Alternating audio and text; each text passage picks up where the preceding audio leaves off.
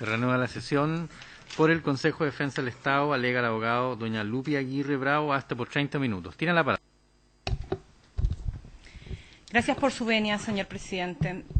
Excelentísimo Tribunal, el Consejo de Defensa del Estado concurre a estrados a fin de que se rechace el requerimiento de inaplicabilidad por inconstitucionalidad presentado por la defensa en contra del artículo 483 del Código Procesal Penal.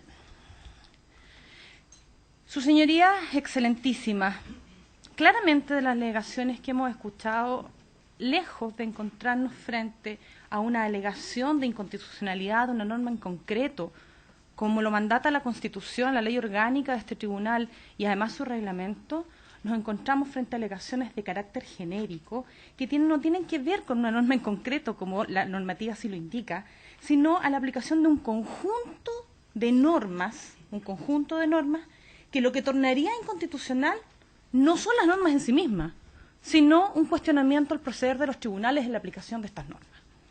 Y claramente, por ese solo hecho,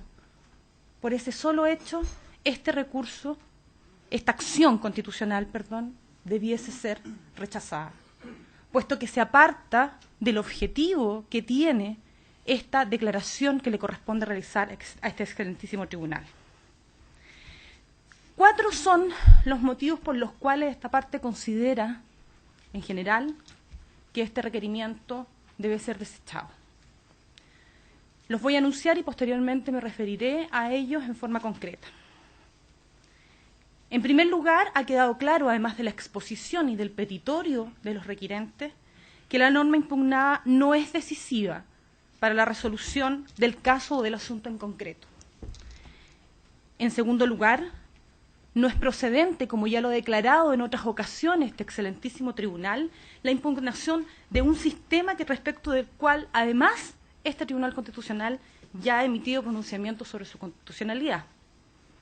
En tercer lugar, y esto es lo más relevante, es la propia Constitución, es la propia Carta Fundamental la que ha autorizado expresamente la vigencia y la convivencia de las normas del Código Procesal Penal con las del Código Procedimiento Penal Antiguo a través de la inclusión del artículo transitorio número 8 de la Constitución Política de la República, punto al cual en ningún momento, pese a señalarlo en su requerimiento, tampoco lo expresa claramente, se refirieron los requirentes. Y por último, la vulneración, al fin y al cabo, si uno lee el requerimiento, más que las alegaciones que hoy día hemos escuchado, más que una disconformidad con la Constitución, lo que importa es una disconformidad con otra norma simplemente legal, y es la aplicación o no de la ley sobre efecto retroactivo de las leyes. Pasaré a exponer estas argumentaciones por las cuales debe ser rechazado el requerimiento. No me referiré a aspectos de hecho porque están absolutamente apartados de este procedimiento. Sin embargo, al referirme a algunas de estas cuestiones puede ser que caiga en alguna pequeña tentación de referirme a algunas cuestiones de hecho del proceso. Sin embargo, trataré de evitarlo a fin de respetar además los tiempos que han sido otorgados por el tribunal. La norma impugnada no es decisiva, en primer lugar, y aquí sí que me tengo que referir a una cuestión de hecho, por el estado procesal en el cual se encuentra la causa. Ya la defensa ha señalado que este es un proceso que se ha extendido por más de 20 años. Pues bien, después de 20 años, y cuando la causa se encuentra en acuerdo en la Corte Suprema, y no solamente en acuerdo, sino que en manos del ministro redactor del fallo desde el mes de diciembre, si mal no lo recuerdo, desde el 4 de noviembre del año 2015, solo en febrero de este año se presenta este recurso. Difícilmente, atendido el estado procesal de la causa, la norma que se impugna podrá tener algún efecto sobre la decisión de un asunto que ya está virtualmente decidido. Y bajo esa hipótesis queda sumamente claro que este requerimiento no puede prosperar porque además el petitorio del requirente es absolutamente incompatible con los efectos que corresponden a la declaración de inconstitucionalidad de una norma para un caso en concreto. Pretender que por la vía de que se acoja a este requerimiento procedamos a una reforma legal respecto de la cual ni siquiera existe una iniciativa legislativa presentada, obviamente impone a este tribunal extender su competencia hacia materias que claramente están fuera de su órbita. Y esto se produce no porque el tribunal no vaya a realizar esa acción o no pueda, en definitiva, enunciar la posibilidad de que un determinado cuerpo normativo tiene problemas constitucionales y por lo tanto debería, en principio, el legislador intentar reformarlo, sino que porque en este caso concreto no tendría ningún efecto. Eso demuestra que la inconstitucionalidad del artículo 483 pretendida no decide absolutamente en nada respecto de este asunto concreto que está siendo resuelto en este momento por la Corte Suprema y que se somete a conocimiento de este excelentísimo tribunal. Sobre este particular ya han habido pronunciamientos de este tribunal. En efecto, los tenemos desde el inicio del funcionamiento de este tribunal, pero nos vamos a referir a algunas de las consideraciones que han habido sobre la materia. Así, a propósito también de solicitarse la declaración de inconstitucionalidad del artículo 483, la sentencia 1493 del año 2009 sentenció en una causa que estaba en el mismo estado procesal que esta que actualmente conocemos, y, señor presidente, le voy a pedir autorización para leer las sentencias que corresponden a este tribunal.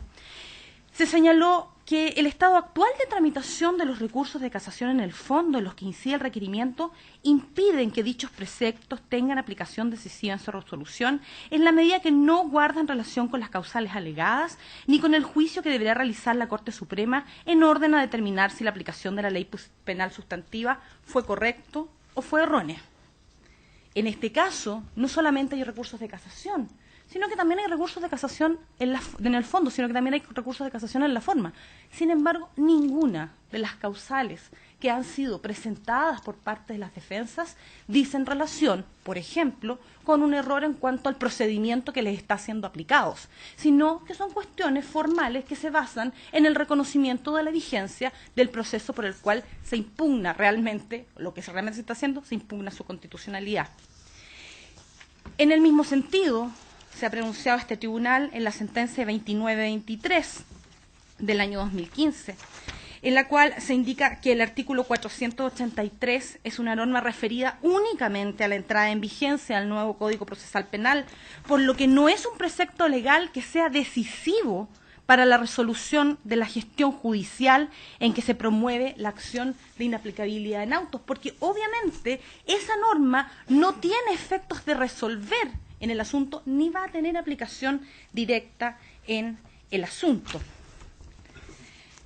Lo mismo se indica en las sentencias de este excelentísimo tribunal 472, 809 y 931, porque tanto en lo que se refiere a los fundamentos de un requerimiento de inaplicabilidad y para que el juez que sea llamado a resolverla, todo lo razonado debe importar la decisión del asunto, que la decisión del asunto no resultará contraria a la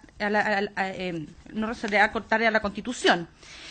El juez necesariamente, para efectos de declarar la inaplicabilidad, y así lo ha señalado este tribunal, debe tener en cuenta la aplicación de la norma que se considera inconstitucional para efectos de la resolución del asunto en concreto.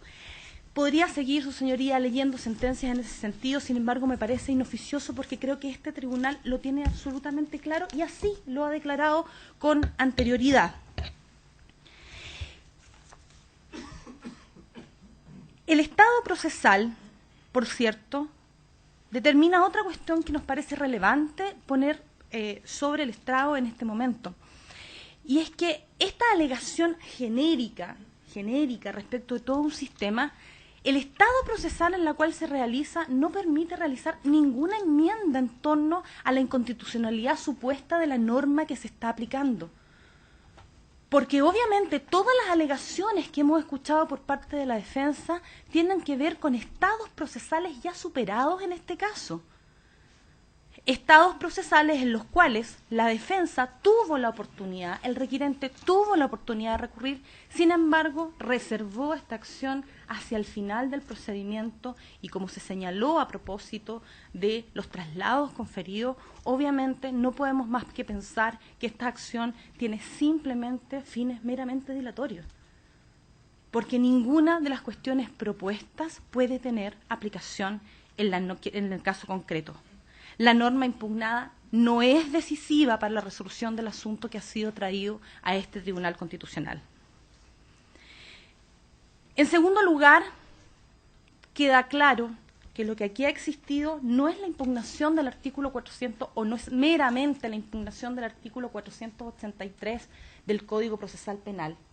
Aquí nos encontramos frente a la impugnación constitucional por inconstitucionalidad de un sistema completo, de un sistema integral al cual se le acusa de ir en contra de la presunción de inocencia de los imputados, al cual se acusa de no valorar adecuadamente la prueba, al cual se acusa de no recibir adecuadamente la prueba que pueden generar las partes, y al cual se acusa además de haber privado legítimamente de libertad y con infracción a las normas constitucionales. Sin embargo, de la lectura atenta del requerimiento, en ninguna parte vamos a ver que ha existido una impugnación a las normas del Código de Procedimiento Penal que, conforme a lo que se ha señalado por la defensa, atentan en contra de la normativa constitucional y supraconstitucional internacional en materia de derechos humanos referida al debido proceso y a el derecho a un proceso legalmente tramitado.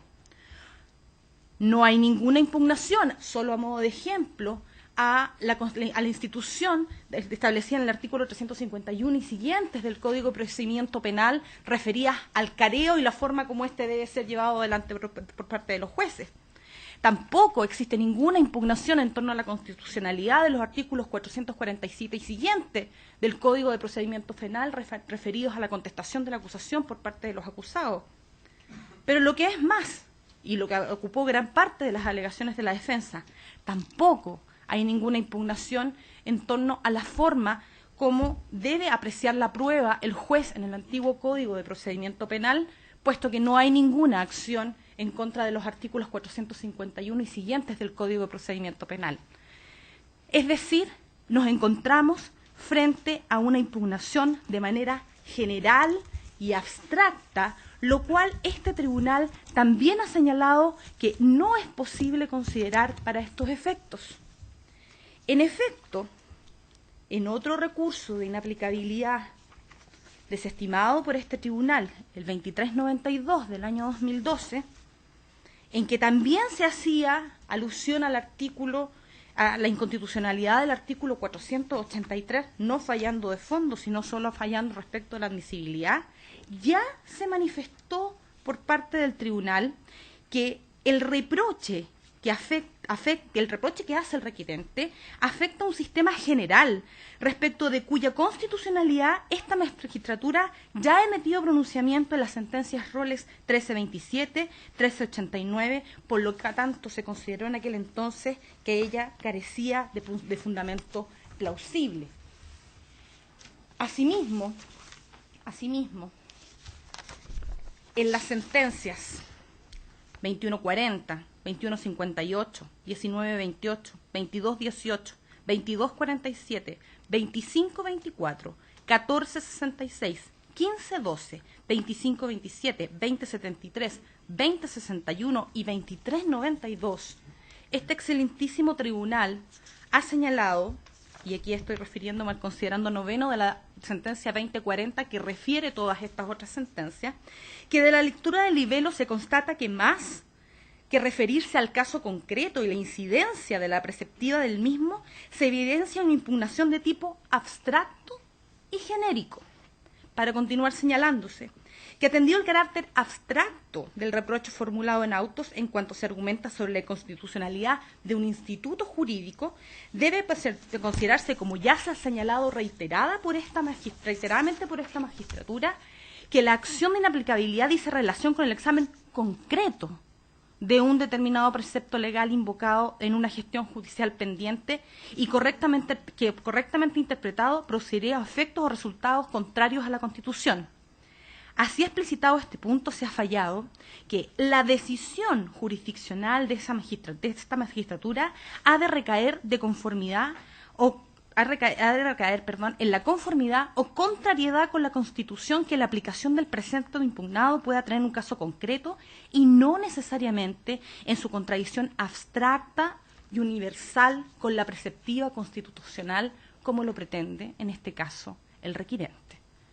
Las alegaciones formuladas por la parte requirente dicen relación con que el sistema procesal penal antiguo y la forma como el sistema procesal antiguo es aplicado por los jueces es lo que en definitiva tilda de inconstitucional porque afecta a las garantías del debido proceso. Y claramente una alegación de esa naturaleza es una alegación más bien propia de la legalidad y no de la constitucionalidad. Y en este sentido entonces, nosotros debemos centrarnos en aquello que fue parte original del requerimiento presentado por escrito. Y esto es, si acaso, efectivamente, la norma del artículo 483 del Código Procesal Penal es inconstitucional a la luz de la normativa que establece la Constitución Política de la República. Y en ese sentido, estimamos que lo que aquí se está presentando no es un conflicto de una norma meramente legal con respecto a la constitucionalidad de esta norma, sino que lo que hay es un conflicto, si esta existiese, de normas de carácter constitucional. Esto es, si la autorización que torna que el sistema procesal penal antiguo se mantenga vigente y que está establecida en el artículo 8 de la Constitución, el artículo 8 transitorio, de la Constitución, entra en pugna con el resto de las normas constitucionales. Y ahí este tribunal también nos ha dado una respuesta. Este excelentísimo tribunal, en la sentencia 2724, considerando séptimo, y se había pronunciado ya en el mismo sentido en la sentencia 2017 y 2392, ha señalado que debe tenerse presente que el proceso de inaplicabilidad por inconstitucionalidad a que se refiere el artículo 93, número 6 de la Constitución Política, habilita a este tribunal para evaluar la constitucionalidad de la aplicación de la ley, mas en ningún caso, ni en doctrina, ni en la historia de la Ley de Reforma Constitucional 20.050, se configuró las actuales competencias de esta magistratura, ni se estableció que este tribunal pudiera ordenar la inaplicabilidad de una norma de rango constitucional, puesto que la facultad entregada al legislador que se concreta en la norma del artículo 483 del Código Procesal Penal emana no solo del artículo 8 transitorio que está establecido en nuestra Constitución y que fue introducido por la reforma constitucional respectiva, sino que además se ve ratificado posteriormente por la incorporación del inciso final del artículo 77 de la Constitución Política de la República, en cuanto la misma permite la pervivencia de las normas, no solamente procesales, sino además de las normas orgánicas que regulan el denominado antiguo sistema del Código de Procedimiento Penal.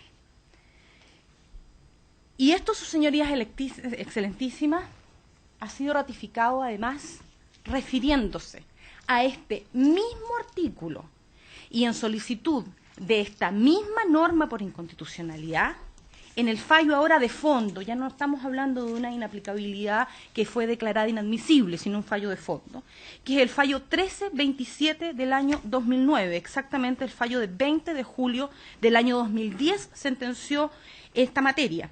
Este recurso de inaplicabilidad fue intentado por la señora Angélica Carvajal Fuentes, quien solicita la inaplicabilidad de diversos preceptos del Código de Procedimiento Penal y en concreto, además, del artículo 483 del Código Procesal Penal. ¿Y qué fue lo que señaló en ese momento este excelentísimo tribunal? En esta sentencia de fondo, refiriéndose al artículo 483 del Código Procesal Penal, se señaló que la Carta Fundamental, es la página 15% de este fallo, la Carta Fundamental autorizó expresamente la vigencia de las normas impugnadas. Para estos efectos, en un excelente razonamiento, este tribunal va explicando cómo opera la norma transitoria del artículo 8º de la Constitución, inicialmente 26ª de transitoria de la Constitución. Y en esta sentencia no solamente se limita a expresar cómo hay una norma constitucional que autoriza la vigencia del antiguo proceso penal y, por tanto, la inaplicabilidad procesal de las normas del Código Procesal Penal a los procesos y a hechos acaecidos con anterioridad a la entrada en vigencia de dicho código, sino que además dicha sentencia va y recurre a la historia fidedigna del establecimiento de la Ley de Reforma Constitucional. Y en esa historia fidedigna de la Ley de Reforma Constitucional indica que la Comisión de Constitución, Legislación y Justicia y el Senado acordó dejar expresa constancia de que no existía ninguna posibilidad de que los hechos acaecidos con anterioridad al ingreso de la reforma pudiesen ser abarcados por esta situación nueva que iba a significar la aplicación de las normas del Código Procesal Penal. Y que por eso se introducía la norma del artículo 8º transitorio a fin de que el proceso paulatino importara no solo un proceso paulatino de entrada de la reforma en las regiones del país, sino que para una exitosa implantación de la reforma también era necesario que los hechos que estaban siendo ya juzgados por el antiguo proceso penal se mantuviese la jurisdicción en dicha situación. Y por cierto, la Comisión, y así también lo recoge el fallo del Tribunal Constitucional, se hace cargo de la infracción o probable infracción a la igualdad ante la ley, que sería la única norma que realmente podría haber sido alegada por la defensa, aun cuando decidió ir por otro camino, en torno a la posible inconstitucionalidad del artículo 483. Y para estos efectos se señaló que la aplicación de leyes diversas a conflictos similares hecha por un mismo tribunal sí atentaría contra la garantía constitucional de la igualdad ante la ley. Puesto que lo que de aquí nos encontramos realmente, y esto es lo que hace más compleja la posición de la defensa, es que la defensa, dentro de sus múltiples alegaciones, señala que aquí hay una infracción al juez natural. Tampoco hay ninguna alegación, por cierto, de inconstitucionalidad de las normas del Código pervivente que dicen relación con la designación de ministros en visitas, ni tampoco de los autos acordados. Sin embargo, si nosotros utilizásemos la fórmula que nos está solicitando el requirente, sí habría una infracción, aquí sí se produciría una infracción al juez natural, puesto que se trataría de un tribunal que viene a juzgar hechos mientras ese tribunal no estaba vigente. Pretender que sean los tribunales orales, que fueron establecidos muchos años después de la ocurrencia de los hechos, sí es afectación al derecho al juez natural que está establecido tanto en la Constitución como en los tratados internacionales que regulan la materia. Por último,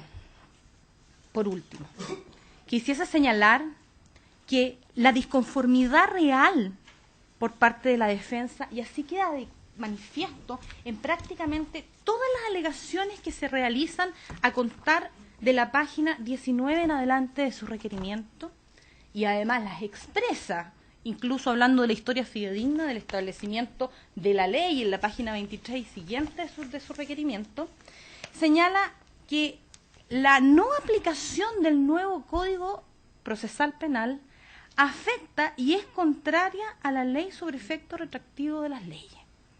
Señoría, claramente, una norma, una ley que tiene un rango legal puede ser modificada por otra norma que tiene el mismo rango legal de ley, que es lo que ocurre con el artículo 483, que dictado con posterioridad a la ley de efecto retroactivo de las leyes, y además respaldado por lo dispuesto en el artículo 8º transitorio de la Constitución, subvierte la lógica a la cual estábamos acostumbrados los abogados respecto a que las leyes procesales rigen in actum por efecto de esta ley, de la ley de efectos retroactivos de las leyes, y no por un mandato constitucional, porque el mandato constitucional que existe en esta materia es que los hechos acaecidos antes del inicio de la reforma no pueden ser juzgados por el nuevo Código Procesal Penal.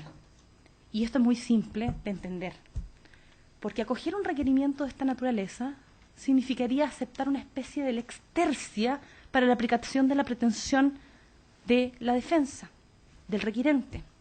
Porque el requirente reconoce que ello es perfectamente aplicable, la irretroactividad, respecto a la conformación de los tribunales. Requeriría reforma legal para poder hacerse. También reconoce el requirente, y me concederá, porque además así de alguna manera lo expresa en su recurso, que tampoco podría investigar el Ministerio Público porque no tendría competencia constitucional para estos efectos. Y por lo tanto, del resultado de la aceptación de la petición de la defensa del requirente, deberíamos generar una lex tercia en la cual jueces del antiguo sistema o investigan, acusan y después el tribunal oral sentencia en base a las normas del procedimiento penal nuevo. Esa construcción jurídica que es una lex tercia entre lo antiguo y lo nuevo, obviamente, y crear una tercera posibilidad, es una cuestión que claramente escapa a los efectos de una acción constitucional de esta naturaleza. Por lo tanto, y resumiendo, creemos que el principal motivo por el cual este requerimiento debe ser rechazado es porque este asunto ya fue resuelto por este excelentísimo tribunal en la sentencia de fecha 20 de julio del año 2010, porque además no puede presentarse un conflicto de constitucionalidad cuando la norma se basa en la permisión de la misma Constitución de la pervivencia de dos sistemas. Y por último, porque las alegaciones que están siendo hechas por la defensa no son respecto de la inconstitucionalidad de una norma en concreto, sino ni siquiera respecto de las normas del Código de Procedimiento Penal, sino de la forma como los tribunales, es una queja en torno a la forma como los tribunales y cómo la magistratura ha aplicado dicha normativa. Y ello claramente escapa a la naturaleza de este recurso conforme le está concedida la competencia a este excelentísimo tribunal. Eso es todo cuanto puedo señalar, señor presidente. Muchas gracias. Por el programa, a continuación, Ley 19.123 del Ministerio de Interior y Seguridad Pública, alega el abogado don Gabriel Aguirre Luco hasta por 15 minutos. Tiene la palabra.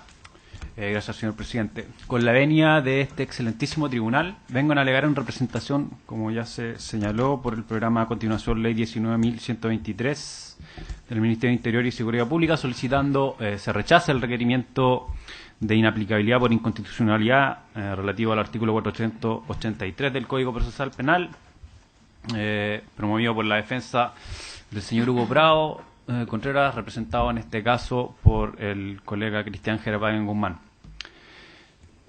Su señoría, sin perjuicio de la, digamos, lo acertado y lo brillante que fue el alegato que me precedió, me gustaría sí hacer algunas consideraciones y dividir mi alegato en dos partes principalmente. Primero, referirme a lo que según este compareciente solicita al señor Prado Contreras en su requerimiento, y luego a los argumentos que se basan principalmente en que resulta totalmente difícil o inviable el tránsito de la disposición del artículo 483 del Código Procesal Penal a este caso concreto, principalmente por que no es una norma decisiva, y por otra parte que ha perdido la oportunidad en su aplicación. Por otra parte, su señoría, y tiene que ver también con los derechos, o cuáles son los derechos que se verían finalmente conculcados en este proceso, me referiré también brevemente a lo que es la discriminación arbitraria que alega el señor Hugo Prado Contreras sufrir en este caso, y también a algunas disposiciones del justo y debido proceso, pero cómo estas se dieron en este caso principalmente. Y ahí también, disculpe su señoría excelentísima si hago alguna alusión a hechos que se han suscitado en la causa, pero son para graficar también, digamos, mi argumentación. Como había señalado su señoría excelentísima, el requerimiento parte de lo abstracto. No es para aplicarlo a este caso concreto. El señor Hugo Prado Contreras, en su requerimiento, como ya se ha señalado, critica el sistema penal antiguo. Por tanto, entendemos que lo que busca él es, digamos, que no exista más este sistema penal antiguo y que el proceso, cosa que es imposible, sea juzgado en base a las normas del Código Procesal Penal, que tienen claramente una distinta orientación y una distinta significación, tal como lo señala el mensaje del Código Procesal Penal y como lo podemos advertir también del mensaje del Código de Procedimiento Penal del año 1906. Su señoría, el requerimiento, en síntesis, lo que esgrime es que sería inaplicable el artículo 483 del Código Procesal Penal y por infringir los artículos 19, número 2 de la Constitución Política de la República y el artículo 19, número 3, su señoría. Pero además señala que se estarían infringiendo también los artículos 24.1 de la Convención Americana de Derechos Humanos y el artículo 8 de la Convención Americana de Derechos Humanos, su señoría. Además de diversas disposiciones del Pacto Internacional de Derechos Civiles y Políticos.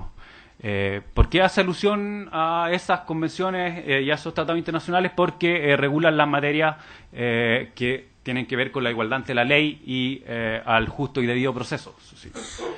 En cuanto al requerimiento mismo, su señoría, y haciendo ya una especie de resumen de lo que trata, como se ha señalado, trata de o establece que existe un conflicto entre normas legales. Y a eso es lo que mayormente se aboca el recurso. Por una parte, señala de que el 483, y como se ha señalado anteriormente, existe una contradicción con el artículo 24 de la ley sobre efecto retroactivo de las leyes, pero también señala que existe una contravención también de ese artículo con la disposición del artículo 11 del Código Procesal Penal. ¿Y qué señala ese artículo 11 del Código Procesal Penal? Que las leyes, la regla general, que las leyes procesales rigen rigen in actum a los procedimientos ya iniciados, sin perjuicio de que leyes anteriores sean favorables al imputado en ese caso. Pero obvia el requerimiento señalar de que esa disposición se trata de leyes que tienen que ver con futuras modificaciones del mismo Código Procesal Penal y no, que sean aplicables normas eventualmente, por ejemplo, que podrían ser más favorables del Código de Procedimiento Penal. Por eso él nos pone en la situación, la defensa del señor Prado Contreras, en que ¿por qué ocurre esto en ese caso? Entonces podría ser de que a sujetos que son perseguidos y procesados, según las normas del Código de Procedimiento Penal, le podrían ser aplicables las disposiciones del Código Procesal Penal. Pero, como se ha señalado también, no es una cuestión, un conflicto de legalidad, que no es la sede esta donde discutirla. Su señoría, eso debiera hacer decaer el requerimiento. Por otra parte, su señoría, el requerimiento de manera, como se dice, abstracta, de manera genérica, comienza a criticar el sistema. Se señala de que al aplicarse el procedimiento penal antiguo al señor Prado Contreras, se estaría cometiendo una discriminación arbitraria. Y producto de esa discriminación arbitraria, que afecta también el derecho a la igualdad ante la ley, se vería también conculcado el derecho al justo y debido proceso.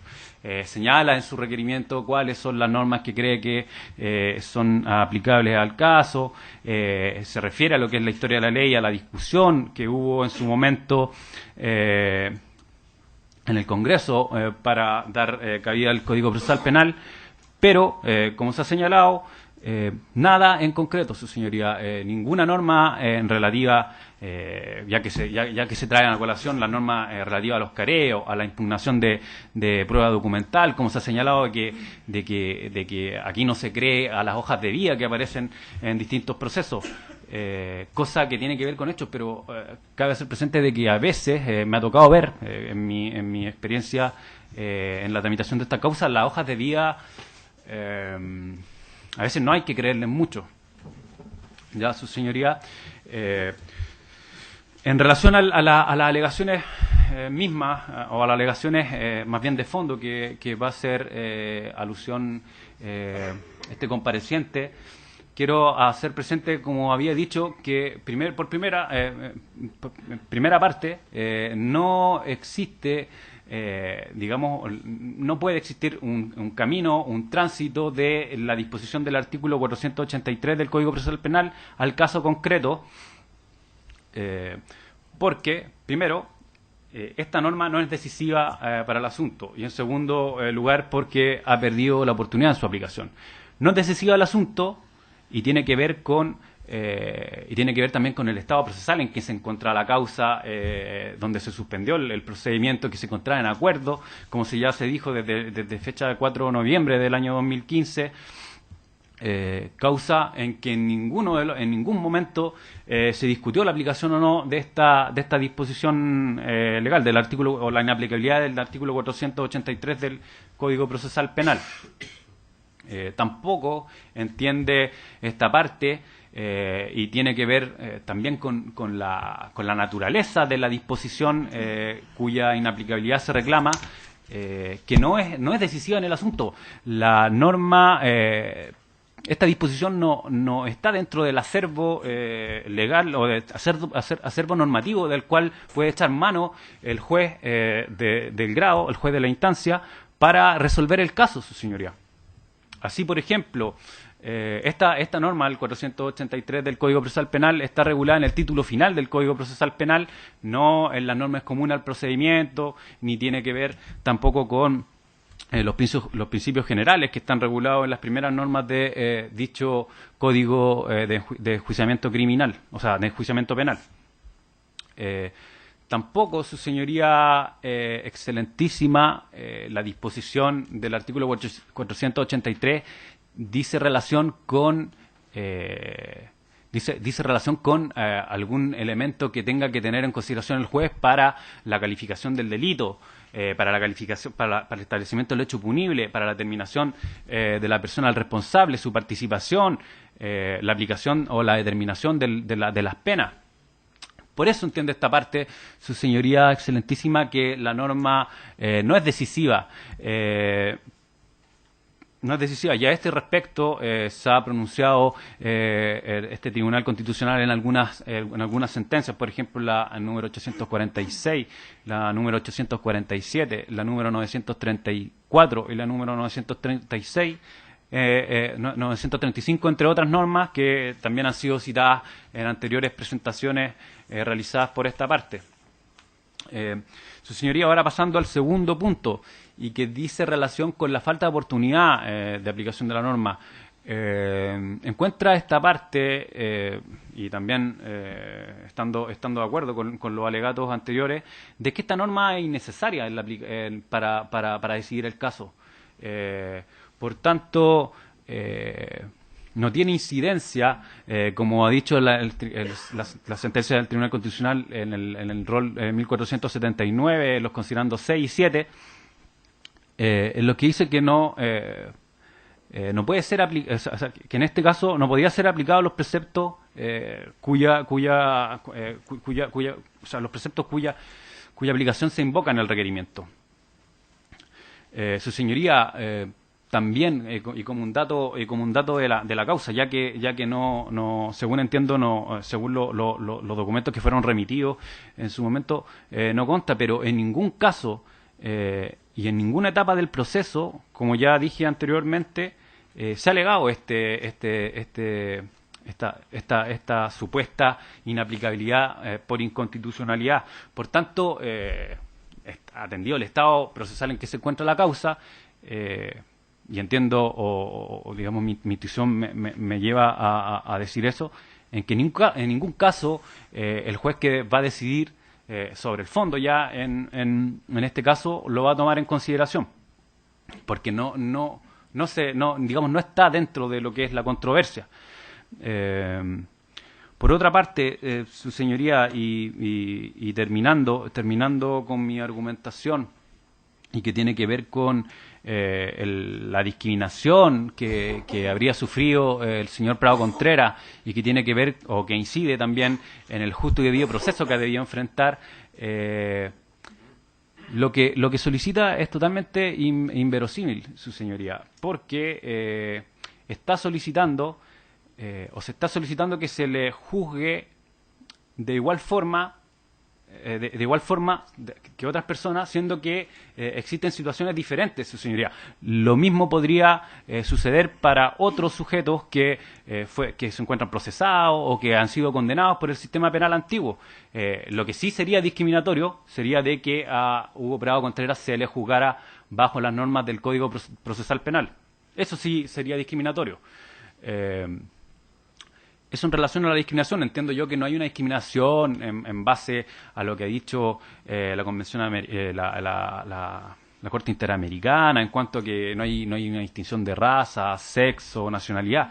Acá se hace una discriminación en base a criterios objetivos y según los parámetros previamente establecidos, como se ha señalado. En relación, su señora excelentísima, a la infracción a las normas del al justo y debido proceso, ha señalado también en materia de inaplicabilidad por inconstitucional en el rol 478, se ha señalado que existen normas básicas que se encuentran establecidas en el Código de Procedimiento Penal que establecen un mínimo de derechos que son los que tienen que tener, en este caso, los inculpados, los procesados, los condenados bajo el procedimiento penal antiguo. Y esos son el conocimiento de la acción y el debido emplazamiento. Por otra parte, la bilateralidad de la audiencia. Por otra parte, la posibilidad de aportar pruebas que sean pertinentes. Por otra parte, el derecho a recurrir en contra de las resoluciones judiciales. Si ese es el parámetro mínimo o el estándar mínimo en cuanto a debido proceso que tiene que tener un procedimiento penal, tenemos, por muchas críticas que le podamos hacer al procedimiento penal antiguo, ese los cumple. Y si vemos en el caso en específico, vemos en el caso específico algunos de estas manifestaciones del derecho de defensa. Su tiempo ya terminó. Tiene un minuto para redondear. Del debido proceso se han cumplido totalmente, su señoría. Por ejemplo, ha tenido siempre la posibilidad de incidentar. De hecho, hay un fallo, en el fallo primera instancia resuelve un incidente de nulidad de derecho público en cuanto digamos, controvierte o trata de echar abajo la tesis de que existiría en el caso un juez natural y creado con anterioridad a la ley. Su señoría, en cuanto a la aportación de prueba, el sumario, al ser la primera vez cerrado, el año 2008-2009, la parte pide la reapertura del sumario y se acceden a algunas diligencias y ellas se realizan. Su señoría excelentísima, por todas las consideraciones que ya he vertido y las que se han señalado en estrado, solicito se rechace el requerimiento de inaplicabilidad por inconstitucionalidad y promovido por la defensa del señor Hugo Prado Contreras. Se paralice, o sea, se oficie a la excelentísima Corte Suprema con efecto de que se deje sin efecto la suspensión del procedimiento y se dicte sentencia en dicha causa. Eso es su seguridad. Muchas gracias. Pido que... Muchas gracias.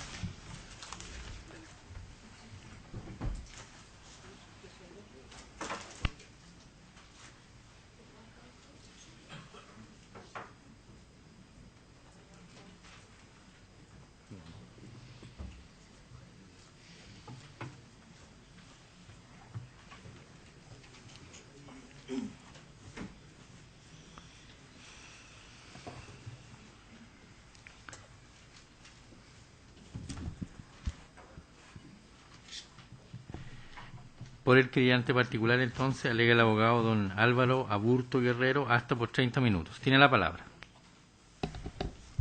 Muchas gracias, señor presidente. Con la venia de este excelentísimo tribunal, alego por la parte querellante, en representación de los familiares de Julián Peña Maltés, Alejandro Pinochet Arenas, Manuel Sepúlveda Sánchez, Gonzalo Fuenzalía Navarrete y Julio Muñoz Otárola, todas víctimas del proceso que está sometido a conocimiento de estos autos, por solicitud de la defensa del señor Prado, bajo la forma de un requerimiento de inaplicabilidad por inconstitucionalidad. La verdad, excelentísimo tribunal, que hay ciertos elementos que obligan a esta parte a hacer una muy breve reflexión y tomarse algunas licencias. Estos elementos son el texto mismo del libelo, las alegaciones que acabamos de escuchar de parte del requiriente y la parte interesada, y la nutrida concurrencia que hoy asiste a esta sala. La reflexión consiste en básicamente si estamos frente o no, en este proceso, ante un requerimiento de inaplicabilidad por inconstitucionalidad o estamos ante otra figura. La verdad que la defensa del señor Prado en sus alegaciones recuerda un tango, una caja que construía cuando niño y cierta metáfora o alegoría sobre el gallo que anunciaba la llegada del día. A mí también me recuerda una figura, esta exposición y este requerimiento. Seguramente ustedes lo conocen. Se trata de una pintura muy famosa del siglo XVII que se llama Las hilanderas de Velázquez. Las hilanderas de Velázquez muestra o representa un taller de hilado de la época y unas jóvenes trabajando en su oficio. Pero la verdad que ese cuadro no se trata sobre el oficio, sino que a pesar de que esa es la figura principal y que está por delante del cuadro, el cuadro se trata sobre un tapiz que está detrás, apenas se ve en un rincón, que cuenta el mito de Aracne y Atena, que es sobre cómo los artistas desafían a los dioses. Es decir, un cuadro que se llama Las hilanderas y muestra a las hilanderas, no se trata sobre las hilanderas. Nosotros creemos que el requerimiento que hoy se observa en estos autos no es un requerimiento por inconstitucionalidad, no pide en ninguna parte y no explica de qué manera una norma de rango legal tiene incidencia en concreto en una causa y produce efectos inconstitucionales. Esa es la definición de un requerimiento. Y en ninguna parte del libelo o de las alegaciones se observa ese análisis, que es un análisis en concreto, un análisis situado, que tiene que hablar sobre la norma legal y que tiene que retratar de qué manera en ese proceso se podrían generar esos efectos inconstitucionales. Esa definición elemental del requerimiento no está presente en la acción que lleva el nombre de requerimiento. Esa es la reflexión. Ahora, no cometeré yo la imprudencia de decir enrevesadamente lo que tan claramente expusieron mis colegas que me antecedieron. Pero si el cuadro se llama Las hilanderas y aparecen unas hilanderas y el requerimiento o esta acción tiene el nombre de requerimiento, nos vemos obligados a hacernos cargo de los elementos que se exponen. Como primera cuestión, y tal como lo dijo la colega del Consejo de Defensa del Estado, esta cuestión que se ventila hoy en este estrado ya fue resuelta por este excelentísimo tribunal. Y fue resuelta en la causa 1327 del año 2009, que citó en parte la colega, y me gustaría solamente destacar tres cuestiones de este fallo rol 1327. En primer lugar, dicha sentencia señala que la propia Constitución Política de la República autoriza la entrada en vigencia gradual del proceso penal y cita dos normas de rango constitucional que dan cuenta de esa situación: el artículo 8º transitorio de la Constitución y el artículo 77, inciso final de la Constitución. Cita además ese fallo, otro fallo del Tribunal Constitucional, el rol 293 del año 99, que se pronunció a su vez favorablemente sobre la ley orgánica constitucional que rige el Ministerio Público. Cita además, y esto es interesante, un fallo de la excelentísima Corte Suprema, Rol 1920 del año 2000, donde la excelentísima Corte concluye que pese a las deficiencias del sistema de procedimiento penal, este satisface todos los requisitos de un debido proceso de ley en atención a la normativa internacional.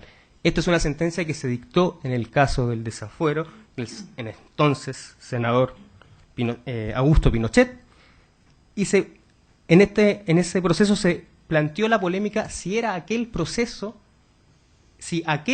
garantizaba estos derechos fundamentales de debido proceso de ley en atención a la normativa internacional, y la Corte Suprema dijo que sí, y esto todo es uno de esos argumentos que ha recogido el Tribunal Constitucional, el excelentísimo Tribunal Constitucional, para darle plena vigencia y constitucionalidad al sistema.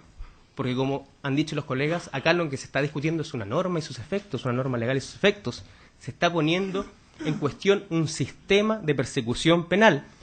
Y además, de una manera con cierta deslealtad, porque la verdad se está caricaturizando ambos sistemas. Se está caricaturizando el sistema antiguo como si fuera, lleva ese nombre inquisitivo, pero no es del santo oficio de la Inquisición.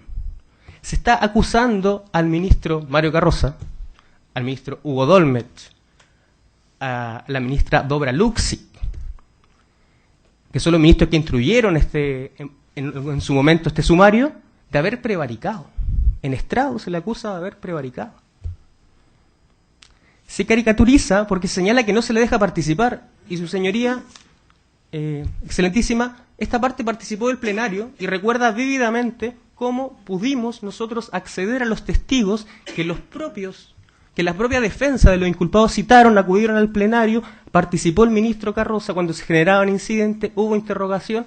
Si bien no existe la inmediación como en el nuevo sistema procesal penal, sí existió participación de las partes. Como señala el colega, pidió en su momento la reapertura del sumario, apeló de la sentencia definitiva, dedujo recursos de casación, se decretó la prisión preventiva, pero después se concedió por la Corte. Entonces, esta atadura que denuncia el requiriente, la verdad que no tiene asidero con la realidad. Además, se caricaturiza el nuevo sistema procesal penal señalando que es la solución poco menos que a todos los males que tiene el antiguo sistema.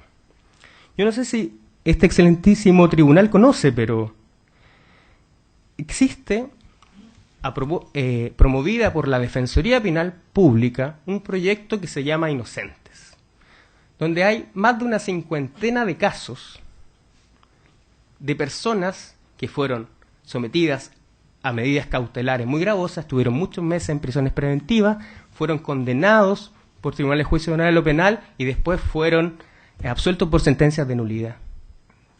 Existen muchos casos. Ustedes recordarán un caso muy mediático, el caso Hijitus, una persona que estuvo más de 1 año y medio en prisión preventiva y el Tribunal de Juicio Oral en lo Penal le hizo ver al Ministerio Público, al órgano persecutor que supuestamente es imparcial, objetivo, tiene que regirse investigando tanto lo que absuelve como lo condena, señaló que el Ministerio Público había actuado de manera tendenciosa, arbitraria, había solapado pruebas y había demorado investigar los presupuestos que establece la inocencia del imputado. Entonces, ni el otro sistema es tan bueno, es tan malo, ni este sistema es tan bueno. Entonces, esta caricatura que se utiliza, además, para acusar a los ministros instructores, me parece que carece absolutamente de asidero. Ahora bien, solo relevar ciertos puntos que ya fueron señalados por los colegas que me antecedieron, con los cuales muestran las falencias de este requerimiento. Primero, no se cumple la necesidad de analizar en concreto de qué manera, en este proceso, el artículo 483 genera o podría generar efectos inconstitucionales atendiendo al estado de la causa. No se hace ningún análisis concreto, hizo menciones genéricas de por qué sería preferible un sistema sobre otro, pero no se observa de qué manera la aplicación de normas distintas, legales, en concreto, podrían haber generado un efecto distinto. Es toda una especulación de que si hubiese sido a través del sistema de mediación, si hubiese sido oralidad, si hubiese habido exclusión de pruebas. Hoy su representado habría podido acreditar su inocencia, pero no explica de qué manera en concreto se produjo esa deficiencia en el sistema y de qué manera en concreto el artículo 483 se traduce o explica o es el origen de esa deficiencia. Como señaló el abogado del Programa de Derechos Humanos del Ministerio del Interior, también hay un problema serio de oportunidad, porque toda la indagatoria ya se encuentra agotada. La causa está en acuerdo de la Corte Suprema. O sea, ¿de qué manera las normas sobre investigación y acreditación del hecho punible podrían tener relevancia ahora cuando todas las instancias procesales para objetar eso ya fueron agotadas? No solo se redujeron recursos de casación, sino que además se alegaron y ya hay un acuerdo y una decisión de los ministros y solamente falta una cuestión práctica que es la redacción y firma del fallo. Yo no sé de qué manera existe una gestión pendiente donde podría incidir el efecto inconstitucional de esta norma. Y en este sentido, recordar solamente los fallos roles 482, 485, 1708, 1748, 1752, 2185, 479, etcétera, todos de este excelentísimo tribunal. Por último, y quizás esto es lo más evidente, y es si nos tomamos en serio que este efectivamente es un cuadro que se llama Las hilanderas porque se trata sobre unas hilanderas, es que el conflicto planteado en estos autos no tiene que ver respecto de un efecto de una norma legal versus la Constitución, sino que tiene que ver con un conflicto entre normas de igual rango, normas legales, y entre dos normas constitucionales. ¿Por qué entre dos normas legales? Porque, como bien se señaló hace un momento, el conflicto es sobre la ley de efecto retroactivo de las leyes y el artículo 483 del Código Procesal Penal.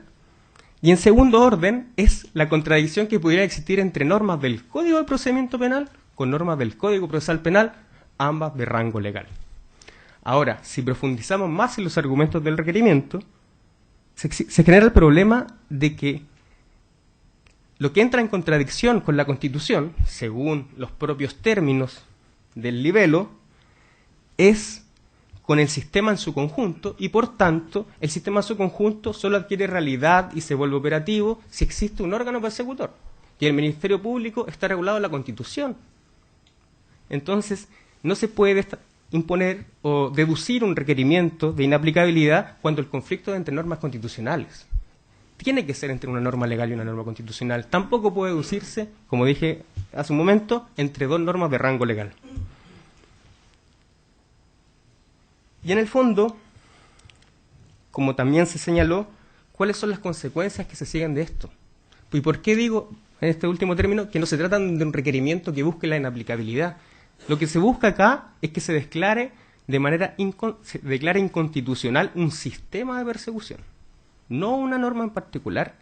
Y de hecho, en la inaplicabilidad, busca limitar los efectos de una norma. Y en este caso lo que se busca es que se saque del ordenamiento jurídico chileno el sistema de procedimiento penal. Ese es el efecto práctico. Y como señalaba la colega del Consejo de Defensa del Estado, ¿qué vamos a generar? ¿Un tercer sistema? ¿Un tercer sistema de comisiones especiales? ¿Un tercer sistema ad hoc para jugar solamente estas causas? Esa situación sí sería inconstitucional, porque establecería una discriminación respecto de personas situadas en la misma condición, que es decir, que pudieran haber cometido crímenes con anterioridad a la entrada en vigencia del Código Procesal Penal. Por todas esas consideraciones, excelentísimo tribunal, solicito sea desechado este requerimiento por adolecer de serios vicios en su fundamentación. Muchas gracias. Muchas gracias a usted. Finalmente, por la agrupación de ejecutados políticos como Amicus Curiae, alega el abogado don Francisco Jara, hasta por 15 minutos. Tiene la palabra. Muchas gracias, señor presidente, y con la venia del excelentísimo tribunal, comparezco en representación de la agrupación de familiares de ejecutados políticos por tener un justificado interés en la resolución del conflicto. Nuestra agrupación es creada el año 1976 por las madres, cónyuges, hijas y hermanas de las víctimas de graves violaciones a los derechos humanos. Desde el año 2010 hemos presentado más de 1.250 querellas por estos casos y es por eso que la resolución del asunto nos es especialmente importante. Vengo a alegar contra el requerimiento por los siguientes motivos. Voy a ser muy breve al referirme al objeto de la inaplicabilidad, a que realmente aquí no hay gestión pendiente y a que la reforma procesal penal está en un conjunto de normas, entre ellas la Constitución. Voy a centrar mi alegato principalmente en que una decisión que declare inaplicable la norma iría contra las normas de Jus Cogens, los tratados internacionales interpretados no al voleo, sino de acuerdo a lo que han dicho los propios organismos como la Corte Interamericana o los comités de Naciones Unidas.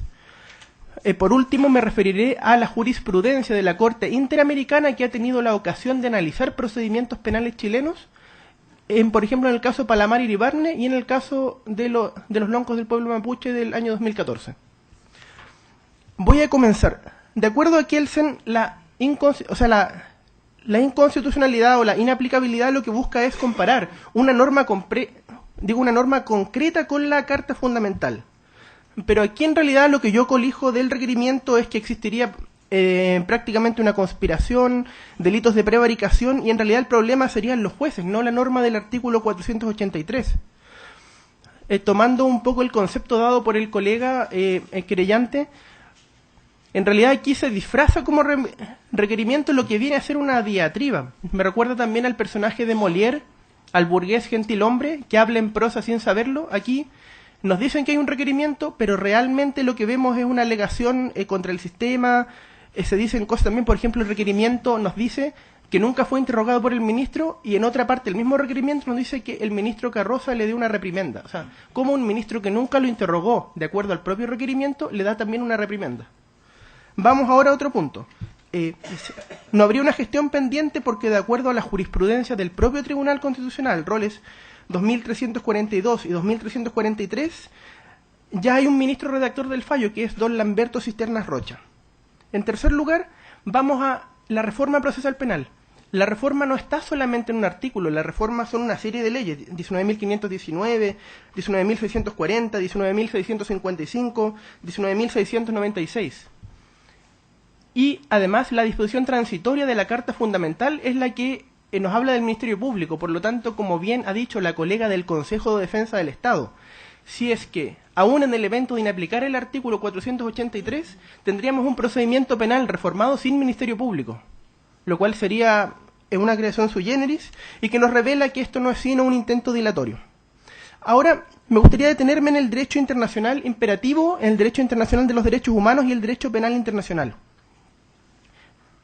Todos sabemos que la tragedia ha sido siempre parte de la historia, y particularmente lo ocurrido después de la Segunda Guerra Mundial motivó a que se tomaran medidas al respecto.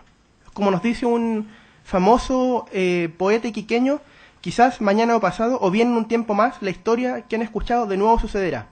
En efecto, después de la matanza de la Segunda Guerra Mundial, se establecieron normas para perseguir este tipo de crímenes. Desde 1945 entonces contamos con que el concepto de crímenes contra la humanidad representa una categoría dogmático-jurídica bien definida. Son crímenes en masa cometidos en el contexto de violencia organizada. En particular, de acuerdo al norteamericano David Luban, estos no solo ofenden a las víctimas, sino a la humanidad en su conjunto. Y es por lo mismo que se establecen obligaciones de represión, de persecución, de sanción, sin dilaciones, porque estas dilaciones son formas de preservar la impunidad. Y esto no es un invento chileno, tenemos en la antigua Yugoslavia, la Alemania Oriental, la República Democrática del Congo, Ruanda, Sierra Leona, Camboya, donde se ha establecido la necesidad de la persecución, investigación, el juicio y el castigo. Inclusive, es más aún, los propios tratados, al referirse a este tipo de crímenes, relajan algunos estándares. Por ejemplo, la Convención Europea de Derechos Humanos incluso permite la irretroactividad de la ley penal. Eso ya es bastante más grave de todo lo que hemos estado hablando acá, y algo que yo en lo personal creo que no debería hacer, pero en el fondo, para perseguir estos crímenes incluso se han relajado algunos estándares. Esto también está en el Pacto Internacional de Derechos Civiles y Políticos. Vamos también a otro tema referido a los mismos. En el caso del Monacid Orellano, contra Chile se ha reiterado la necesidad de castigar este tipo de crímenes, y también, en el fondo, ¿por qué la Corte Interamericana de Derechos Humanos es importante? Porque la Corte es el intérprete autorizado de la Convención Americana. ¿Y por qué me interesa referirme al Comité de Derechos Humanos de Naciones Unidas? Porque, de acuerdo al artículo 40, al analizar el Estado, es el intérprete autorizado del Pacto Internacional de Derechos Civiles y Políticos. ¿Y qué es lo que nos ha dicho el Comité de Derechos Humanos de Naciones Unidas? En su última revisión de agosto del 2014, nos ha dicho que celebra los avances que se han dado en la investigación y el castigo de estas causas. Critica algunos aspectos, pero en lo medular, los procedimientos que lleva el ministro Carroza y todos los ministros en visita extraordinarios no son sino una forma de cumplir con lo prescrito en la Declaración Universal de Derechos Humanos y el Pacto Internacional de Derechos Civiles y Políticos. Lo mismo nos ha dicho la Corte Interamericana de Derechos Humanos en el fallo Almonacid o en García Lucero, por ejemplo.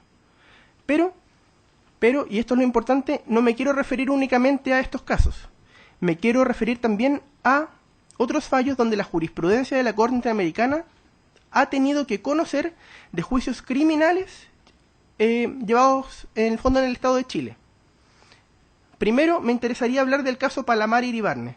Aquí lo que se estableció fue que la justicia militar era contraria a la Convención Americana cuando se aplica contra personas que no son militares o que, habiendo sido militares, han dejado de serlo. Estos criterios, por lo demás, han sido seguidos por el excelentísimo Tribunal Constitucional, por ejemplo, en la sentencia Roll 2363 del 2012. Es decir, aquí, cuando la Corte Interamericana tuvo que analizar los sistemas existentes y el 2005 era plenamente era todavía aplicable en algunas regiones del país la justicia antigua, lo único que criticó fue la justicia militar para casos de civiles. Y me interesaría hablar de un caso más reciente, porque uno podría decir que los criterios han cambiado. Les hablo del caso Norín Catrimán y otros dirigentes, miembros y activistas del pueblo indígena mapuche, una sentencia de 29 de mayo del año 2014. En este caso se analizó la situación de distintos dirigentes sociales y activistas mapuches, donde hubo 8 juicios, la mayor parte de ellos llevados bajo la Ley Procesal Penal reformada. En cambio, también hubo uno, el de don Víctor Ancalaf, que estuvo regido por el Código de Procedimiento Penal antiguo. Y esto es muy relevante porque aquí la Corte tuvo la oportunidad de analizar los dos sistemas. ¿Y qué nos dijo la Corte Interamericana? Bueno, las partes alegaron la vulneración al juez imparcial, pero la Corte consideró que no procede emitir un pronunciamiento sobre esta violación alegada del derecho a un juez o un tribunal imparcial, de acuerdo al artículo 8.1 de la Convención. Estos son los parágrafos 193 y 229 de la sentencia. Inclusive, en el voto disidente, lo que se cuestiona no es la imparcialidad del sistema penal antiguo. Lo que se cuestiona es que todos los jueces, tanto los antiguos como nuevos, tendrían conceptos preconstituidos sobre el contexto de lo que se ha llamado el conflicto mapuche. Es decir, la imparcialidad o la parcialidad no es algo que dependa solamente de un sistema procesal penal, sino que va a depender, como lo han expresado también otros comparativistas, del ánimo que tengan los actores. Bueno, aquí sorprende la similitud del reclamo del señor Prado con la de los dirigentes indígenas mapuches. Todos dicen que hay un concepto preconstituido y que serían víctimas de alguna especie de conspiración. Me gustaría también decir al respecto y profundizar en lo dicho del derecho comparado. Cuando se genera una reforma, cuando se establece un procedimiento, siempre va a haber que tomar decisiones. En algunos casos las medidas cautelares van a ser más conservadoras en el sentido de tratar de no establecer nuevas situaciones. En otros casos van a ser más progresivas en el sentido de tratar de proteger algún bien en peligro. También, por ejemplo, respecto de la oralidad, podemos ganar en inmediación, pero perdemos en la posibilidad de una revisión más completa. Y, yendo a la revisión completa, me interesa decir el único aspecto que la Corte Interamericana declaró conflictivo. Y nos referimos al sistema recursivo, no del Código de Procedimiento Penal. Nos referimos al sistema recursivo del Código Procesal Penal. Le pido autorización para leer un extracto. Nos dice la Corte: el Estado violó el derecho a recurrir del fallo ante juez o tribunal superior consagrado en el artículo 8.2h de la Convención Americana sobre Derechos Humanos en relación con el artículo 1.1 de la misma, en perjuicio de los señores Segundo, Anicito Norín, en fin. Ahí después dan los nombres de los loncos, y este es el párrafo 478, numeral cuarto. Es decir, el sistema antiguo tiene muchas desventajas, pero consagra la posibilidad de una doble revisión. Es decir, la posibilidad de conocer nuevamente los hechos y el derecho. El sistema nuevo tiene otras garantías, pero a la vez solo permite revisiones de derecho estricto. Y esto la Corte lo ha criticado en este fallo, como también en el caso Herrera Ulloa contra Costa Rica del año 2006. Entonces, la mayoría de los sistemas penales antiguos permitían el recurso de apelación y además casación. Esto uno lo puede ver, por ejemplo, en la obra del tratadista argentino Daniel Pastor, La nueva imagen de la casación penal. En cambio, los sistemas nuevos privilegian la inmediación, dando pie a recursos de derecho estricto que no permiten ver hechos. Por lo tanto, en un caso hay algunas vulneraciones, en otro tenemos otras vulneraciones. De esta manera, me parece a mí que si estuviéramos en el sistema antiguo ni siquiera habrían podido llegar a el fondo, una instancia como esta. Por último, me interesa hacer una recapitulación, es decir, en el fondo hemos visto que no habría una gestión pendiente, hemos visto que el objeto de la inaplicabilidad no está muy claro porque aquí pareciera que hay una persecución. También hemos visto que la reforma está en una serie de normas, ninguna reforma legal de envergadura está solamente en un artículo. También el derecho internacional de los derechos humanos y el jus cogens, sobre todo, la normativa internacional imperativa de acuerdo al artículo 53 de la Convención de Viena sobre el derecho de los tratados, nos obliga a interpretar estas normas de acuerdo al objeto y al fin. Y el objeto y el fin de los mismos no admite otra interpretación. Aquí debe evitarse la impunidad. Y si se permitiera la inaplicabilidad, lo tendríamos en todas las casi 2.000 querellas y los 2.000 casos que hay abiertos. Y probablemente la Corte Interamericana lo resolvería, pero al precio de que ya habrían muerto la mayor parte de los victimarios, los testigos y los familiares. Por lo tanto, esto también viene a ser una suerte... el alegato que yo hago también viene a ser una suerte de defensa del sistema y también de que evitemos la impunidad. El permitir esto podría tener efectos muy perniciosos.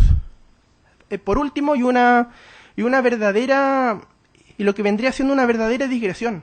Yo no puedo evitar recordar un texto de Jorge Luis Borges llamado 22 de julio de 1985. Que, en el fondo, ¿por qué se llama así? Porque fue el día en que él asistió a una audiencia del juicio de las juntas. ¿Y qué nos dice este autor inmortal? Dice: es de curiosa observación que los militares que abolieron el Código Civil y prefirieron el secuestro, la tortura y la ejecución clandestina al ejercicio público de la ley, quieran acogerse ahora a los beneficios de esa antiguaya y busquen buenos defensores. Yo no voy a... O sea, yo les reconozco el derecho, pero solo me parece buena la reflexión. Yo les aseguro que cualquiera de las víctimas hubiera preferido la aplicación del Código de Procedimiento Penal a lo ocurrido. Por tanto, de acuerdo a todos los argumentos que anteriormente he expuesto, a que el artículo 483 no es sino una manifestación de la disposición octava transitoria y también de normas orgánicas del Código Orgánico de Tribunales, a que existen diversos instrumentos internacionales que nos mandatan a dar prioridad a este tipo de juicios, a que el derecho internacional imperativo permite incluso la relajación de estándares, por ejemplo, la irretroactividad de la ley penal, Convención Europea, año 1950, o Pacto Internacional de Derechos Civiles y Políticos, a la propia jurisprudencia interamericana, que al tener que analizar casos concretos nos ha dicho que lo más complicado al comparar los dos sistemas es el sistema recursivo del Código Procesal Penal y que en realidad la predilección o la predisposición podría venir en cualquier sistema. También el Comité de Naciones Unidas, que obligatoriamente vincula a Chile por el artículo 40, que nos dice que celebra este tipo de disposiciones y este tipo de juicios. Y sobre todo, a este verdadero casi abuso de derecho, que no es sino otra forma de tratar de buscar impunidad por otros medios. Por lo tanto, por todo lo dicho, y también por lo que se expresa en el informe que presentamos ad effectum vivendi, ruego a este excelentísimo tribunal que rechace el presente requerimiento de inaplicabilidad por inconstitucionalidad que presentó el requirente. Muchas gracias, excelentísimo tribunal, y agradezco también el haber sido escuchado en estrados. Es todo cuanto puedo delegar. Muy bien, gracias a usted. Un minuto. ¿Alguna pregunta, señores ministros? ¿No? ¿Alguna rectificación de hecho? De hecho. Muy